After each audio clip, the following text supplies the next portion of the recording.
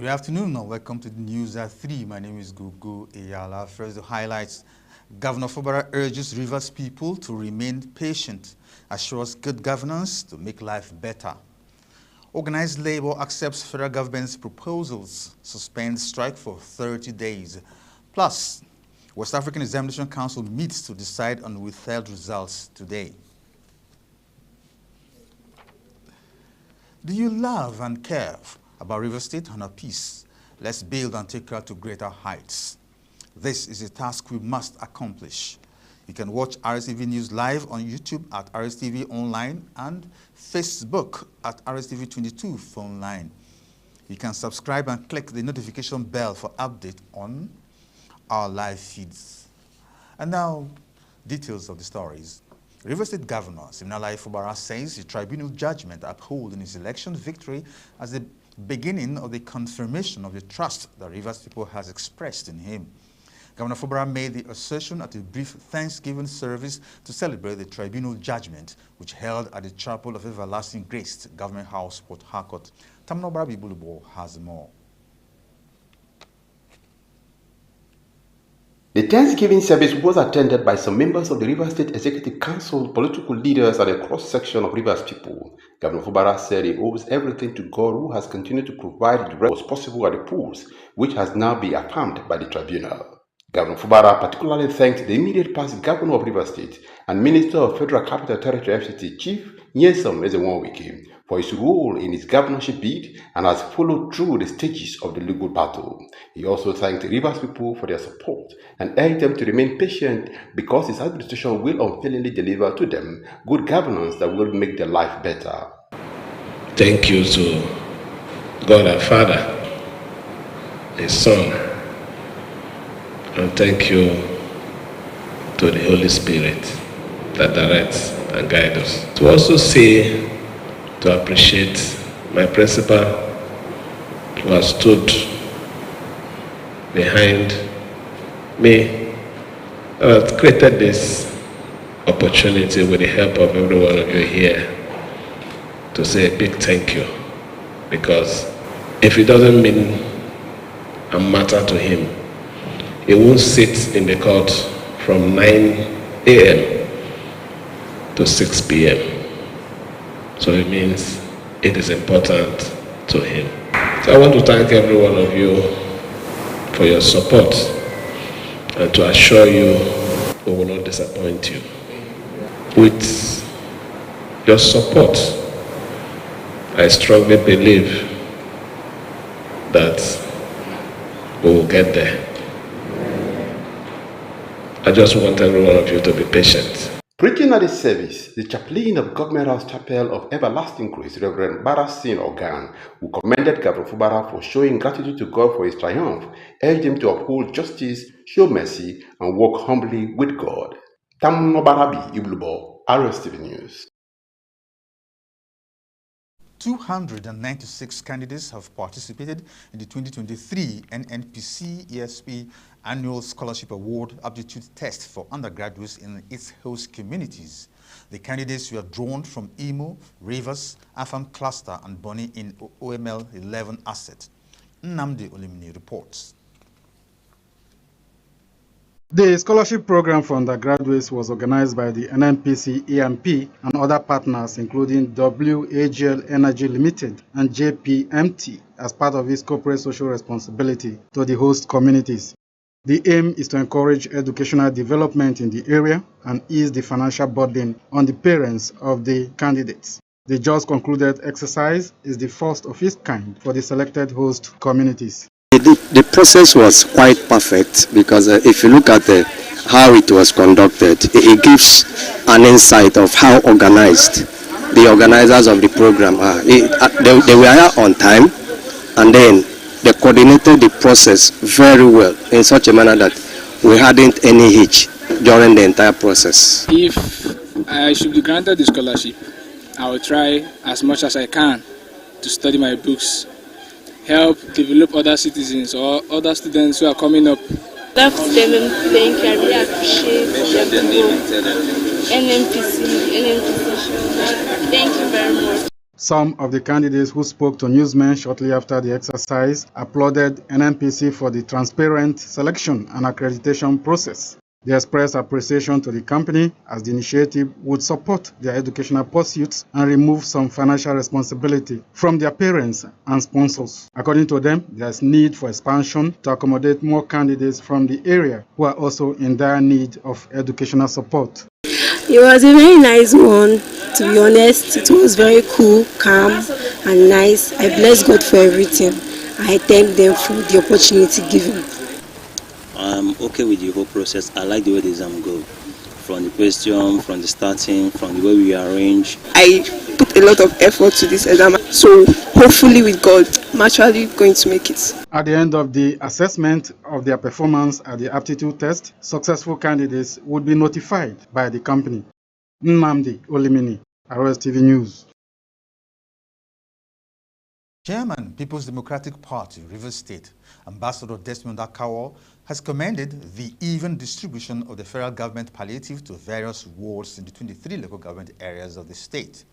Ambassador Akawo said this to RSTV News shortly after appearing on the live program Stewardship with SNB.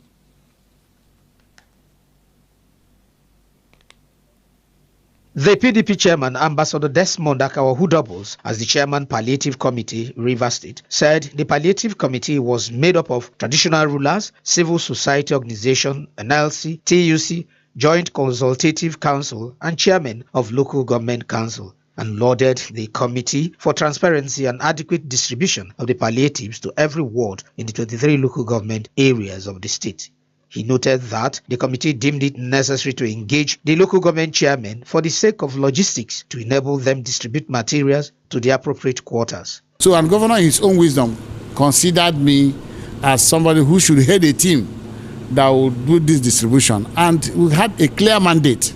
The quantity of material was just the 16,800 bags of rice, the first thing that was released, which came in piecemeal anyway.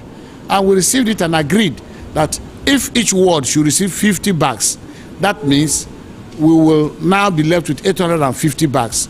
And as I speak to you, it has gone around in 23 local governments, and we all equally agreed that this same structure we formed should be replicated at the local government level, at the ward level. So far as today, all the materials have been released. We have even video coverages on LGA to LGA, some units, and how the distribution went. And it's gone so far. The other 850 bags was left for the physically challenged, which the Honorable Commissioner for Special Duties is going to take delivery to distribute to those groups. On the visit of IPAC to RISEC, Ambassador Akawo, who is the chairman Interparty Advisory Council IPAC Rivers State Chapter, said the purpose of their visit to the Rivers State Independent Electoral Commission was to congratulate the chairman of RISEC for coming on board and see the need for them to call for stakeholders meeting, organize voter education, security, and appeal for a level play field for all political parties during the local government elections in 2024. He said IPAC will continue to collaborate with RISEC to ensure free, fair, and credible election in the state. As IPAC members, we are major stakeholders. We are chairmen of all political parties. First, we went there to congratulate them for coming on board, and then for alerting them that they are the only people that will set up the timetable for activities. There have to be stakeholders meetings, there have to be education of our electorate, and it is their own statutory duty to kickstart all those ones. And I think they received us. And of course, as IPAC members, we made an appeal to have a plain level field when the race is on.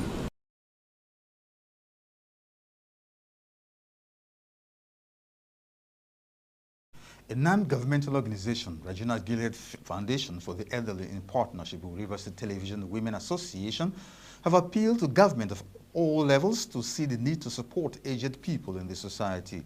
Founder of the organization, Ebiware Nebuogo, said this while commemorating the International Day for the Elderly held at the Obiakpo local government area of Rivers State. Emmanuel Emeyono reports that the beneficiaries ranging from the age of 60 and above benefited from free medicals. His report is presented from our studio. Founder Regina Gilead Foundation for the Elderly, Mrs. Ibiwari Nebugo, explained that the older people has contributed immensely to the societal development of every nation, noting that the foundation of every generation emanated by the elderly. Mrs. Nebugo further explained that the International Day for Older Persons serves as a platform to promote and protect the rights of older individuals, mobilizing advocates to champion their rights, pointing out that the gesture became necessary, hence the need to raise awareness about the challenges faced by the elderly. She maintained that the expectations of older persons and the economic needs of society demand that older persons participate in the economic, political, social and cultural life of their societies, adding that the empowerment of older persons and the promotion of their full participation are essential elements of active aging. The time came and I went to the home for the elderly. I saw how their situation was. They didn't even have an in-house doctor. So I decided to run an organization that basically takes care of the elderly. It's not River State Television Women Association, Elizabeth Amadi, said the group will continue to partner any organization with the aim to eradicate societal challenges and support the peace, unity and development of the nation. She noted that the free medicals and treatments for the elderly will go a long way to reduce the cost of treatment in the hospital, while thanking Regina Gilead Foundation for their selfless service to humanity. She urged beneficiaries to adhere strictly to the instructions given to them by the doctors while taking the drugs. The aim is to just give back to the community where we are. This is an opportunity that everybody should key into because it's worth it. My charge to every organization is to key into it. It doesn't take anything. It doesn't take anything. The medical is free. Beneficiaries have this to say. All the group brought in my community, I'm very grateful. God in heaven should give them more to bring and to support the community in Elelewo and other places also. I come for house, they give me medicine, and they happy. And now I no pay money, now free. I go house, go drink them. You go good for my body well. I'm very, very happy for the remembers. And the remembers. May God bless you in Jesus' name. The event featured massage, blood pressure test, distribution of drugs, and wrapper for the elderly. Meanwhile, the federal government said there is high hope that Nigeria will get the World Health Organization newly recommended R21 Matrix M vaccine for the prevention of malaria in children by mid-2024. The Executive Director and Chief Executive Officer, Malaria of Nigeria Primary Healthcare Development Agency, NPHCDA, Dr. Faisal Shuaib, disclosed that the WHO have to look at places where the burden of malaria is high and prioritize those countries. The WHO had recommended the R21 malaria vaccine following advice from the WHO Strategic Advisory Group of Experts on Immunization and the Malaria Policy Advisory Group. The NPHCDA boss said there was hope that Nigeria would get the R21 malaria vaccine by mid-2024. He reiterated that the agency is working with Gavi and that the body will announce the date when Nigeria will get it in the next few days. But it is great news that the WHO has recommended the vaccine. The federal government may incur additional 315 billion naira in wage bill in the next 6 months for the newly introduced allowance for federal workers. This came as organized labor agreed to suspend its proposed nationwide strike for 30 days, following the signing of a memorandum of understanding with the federal government at the Chief of Staff conference room of the Presidential Villa, Abuja. Announcing the outcome of the meeting to newsmen, the Minister of Labor and Employment, Simon Lalong, said the NLC and TUC accepted to suspend for 30 days the planned indefinite nationwide strike scheduled to begin on October 3rd, 2023. Lalong said the memorandum shall be filed with the relevant court of competent jurisdiction within 1 week as consent judgment by the federal government. However, the NLC president, Joe Ajero, said the unions would revisit the agreement if the federal government failed to fulfill their demands. According to the agreement, the federal government grants a wage award of 35,000 naira to all federal government workers beginning from the month of September pending when a new national minimum wage is expected to have been signed into law. Meanwhile, the federal government had said the provision of wage increase announced by President Bola Tinubu for all low-income workers for 6 months would cut across all treasury-paid workers. Do you love and care about River State? To be judged.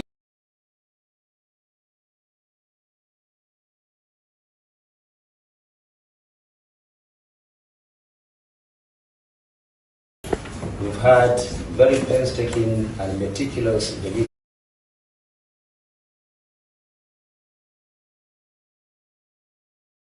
Moved force to Haiti where gangs terrorize population. And in sports, Medvedev Swiatek both through at China Open. Details shortly.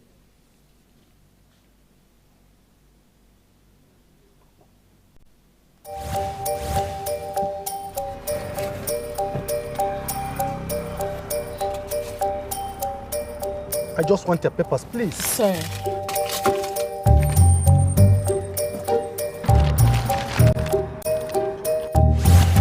Salary don't enter. Yes, so. And Monday never even reach it. Na salary plenty, oh. No wonder I no gree collect Roger from my hand. Shut up, sir.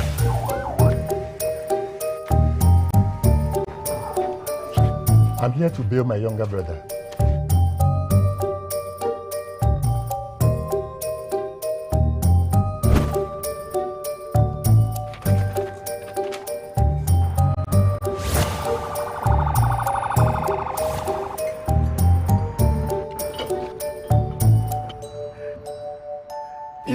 Happen. With good laws, Proper funding, training, and cooperation. If it happen. The rains are here, and the River State government is advising residents of the 12 local government areas in the state captured in the seasonal climate prediction by the Nigerian Meteorological Agency NIMET as places likely to suffer flooding to take precautions. The expected more than normal rainfall could happen anytime. Therefore, residents of Abua Odwal, Ahoda East, Ahoda West, Akukutoro, Andoni, Emoha, Ikwere, Ogbaibimandoni, Okrika, Oyibo, and Opobonkoro local government areas are hereby advised individually and collectively to begin the cleaning of their environment. They should open up and clean their gutters to enable normal flow of water.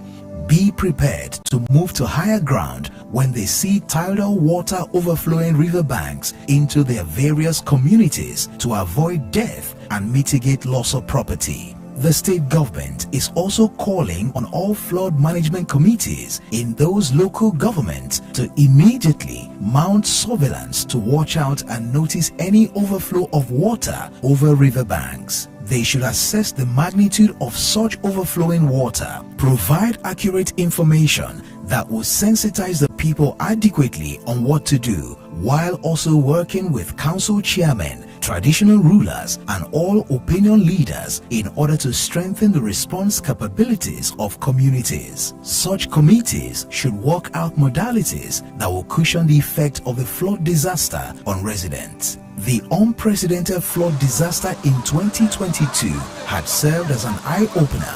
Thus, the state government is taking proactive steps and intensifying interagency collaboration that will forestall any negative impact. This is RSTV World News. We bring you world-class news, accurate, first-hand, entertaining, balanced analysis. RSTV, Channel 22 Port Harcourt. You're welcome back. West African Examinations Council, WAEC, has initiated the 76th meeting of the Nigerian Examinations Committee, NEC, to deliberate on cases of malpractice and irregularities arising from the 2023 West African Senior School Certificate Examination for school candidates. The body disclosed this today via its official X handle. WAEC had earlier appointed Dr. Amos Josiah Dangut as the head of the Nigerian National Office. The examination body had in August initially released the 2023 WASSCE results, but the outcomes of 262,803 candidates were put on hold due to instances of examination malpractice. However, the body has assured candidates that information about their results will be communicated after the NEC meeting concludes its deliberations. The Nigeria Center for Disease Control and Prevention, NCDC, has registered 1,068 Lassa fever infections across 112 local government areas in 28 states of the Federation. The NCDC said in its Lassa fever situation report that 75% of the cases were detected in Ondo, Edo, and Bauchi states. Lassa fever is a viral hemorrhagic fever caused by the Lassa virus that is primarily found in West Africa, particularly in Sierra Leone, Liberia, Guinea, and Nigeria. The virus is transmitted to humans through contact with the urine or feces of infected rodents, specifically the multimate rat. According to NCDC, there are currently 7,352 individuals with suspected cases, and the infection has resulted in the unfortunate loss of at least 181 lives in the country. The center said the case fatality ratio of the infection stood at 16.9%, regretting that in 2023, Lassa fever infected 49 healthcare workers across the country. The agency said that the National Lassa Fever Multi-Partner, Multi-Sectoral Emergency Operations Center had been activated to coordinate the response activities at all levels. It added that prevention of Lassa fever involves avoiding contact with rodents and their droppings, practicing good personal hygiene, and taking precautions when caring for infected individuals. The NCDC noted that early diagnosis and prompt medical care are crucial in managing the disease and preventing complications. Meanwhile, the price of liquefied natural gas or cooking gas has increased from 12.5 kg to 12,500 naira as Nigeria celebrates her 63rd independence anniversary. A market survey revealed that gas retailers had jerked up prices from 10,000 naira reported towards the end of last month to around 12,500 naira in Lagos. It had been reported that the President, Nigerian Association of Liquefied Petroleum Gas Marketers, Olatubosun Oladapo, warned that the price of 12.5 kg cooking gas could hit as high as 18,000 naira by December if the federal government did not checkmate the activities of the terminal owners. According to him, gas retailers still buy 20 metric tons of gas for 14 million naira at the depot. Despite the warning, however, Olatubosun has said that the government was yet to wade into the crisis. Enugu State and the Indonesian government are set to stimulate greater trade and investment between Nigeria and the Southeast Asian country across key sectors such as agriculture, energy, power, and transport. As part of the efforts, the Enugu State Governor, Dr. Peter Mba, is expected to give a keynote address at the Nigerian-Indonesian Trade and Investment Forum scheduled for Jakarta, Indonesia this month. Secretary to the State Government, Professor Chidebere Onya, said the forthcoming forum, themed Rediscovering Business Potential in Nigeria, is aimed at exploring and stimulating greater trade and investment between Nigeria and the Asian country across key sectors. Onya said both parties are after mutual prosperity, capital flows, and diversification of Indonesian industries into Enugu. This was made known at a press conference organized by the Nigerian-Indonesian Chamber of Commerce and Industry in Lagos. A boat carrying 22 passengers on board from Kasabo village in Agwara local government area of Niger State to Yauri in Kebbi State has capsized. Director General of the Niger State Emergency Management Agency, NSEMA, Alhaji Salihu Garba, who disclosed this to newsmen in Mina, said search and rescue operations was ongoing by the local divers and boat owners under the supervision of the agency's desk officer in Agwara. Garba said no passenger has been recovered yet, adding that the mishap happened on Yauri Market Day. He added that only after the market would families be able to declare their missing relatives, explaining that it takes about 24 hours for any drowned person to surface atop water. The Director General attributed the cause of the incident to water hyacinth coupled with strong waves. In another development, the federal government has ended its monopoly of gas aggregation, with the private investor operator expected to play actively in the mainstream going forward. The private sector players hitherto operated in upstream and downstream of the sector, but the Petroleum Industry Act unlocked the sector with the introduction of the midstream sector. Following the new move, the Nigerian Midstream Downstream Regulatory Authority has offered the first wholesale gas supply license for 500 million standard cubic feet of gas per day to Uhuru Trading Limited, an indigenous company. Chief Executive of Nigerian Midstream and Downstream Petroleum Regulatory Authority, Farouk Ahmed, disclosed that the development followed the government's commitment to attracting foreign direct investments and other forms of capital inflow into the domestic economy, as well as improving the living conditions of Nigerians. The company, primarily focusing on gas supply to power plants, may temporarily rely on the current gas transport infrastructure in the country to invest in such projects.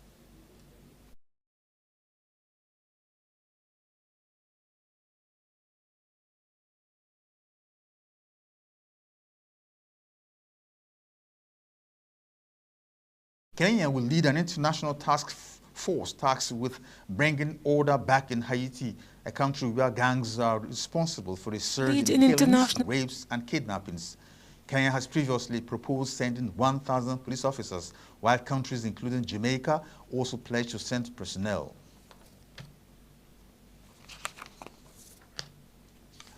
Egyptian President Abdel Fattah el-Sisi has confirmed he will run for a new term in election scheduled for December.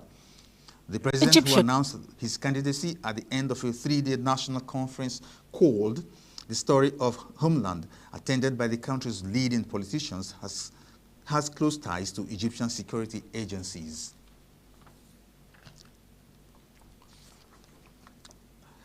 Eswatini's government has hailed the free and fair election of 51 male and 8 female members of parliament to the lower house of parliament.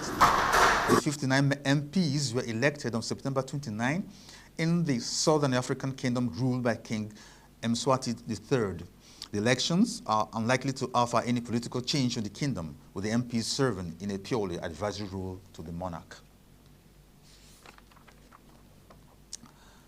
And from the entertainment desk, Afro Nation, the world's biggest Afrobeats festival, has announced the first headliner and more for its highly anticipated Nigerian debut today. Bernice Raymond has more on this and other stories.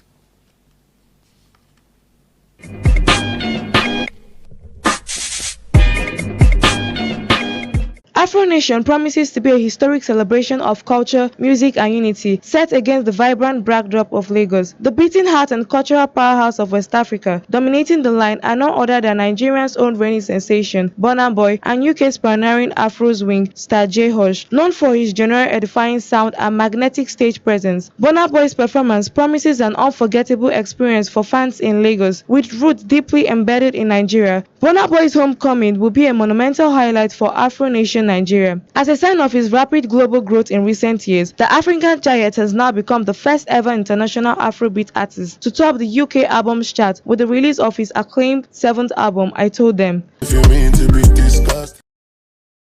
Number 3, Daniel Medvedev has booked his place in the China Open men's semi-finals with a 6-4, 3-6, 6-1 victory over Francis Ugo Humbert in Beijing. An error-strewn first set saw a combined 5 breaks of serve, but Medvedev edged ahead in the 9th game and finished it off with an ace. Both men were more consistent in set 2 until the Russian deuce hit back-to-back double fours to hand the crucial break to Humbert.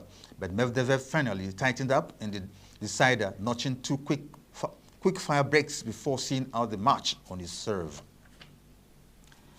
Do you love and care about River State and her peace? Let's build and take her to greater heights. This is a task we must accomplish. You can watch RSTV News live on YouTube at RSTV Online and Facebook at RSTV 22 Phone Line. You can subscribe and click the notification bell for update on our live feeds. And that's the news. Thanks for watching. Stay tuned for more programs coming to you from RSTV.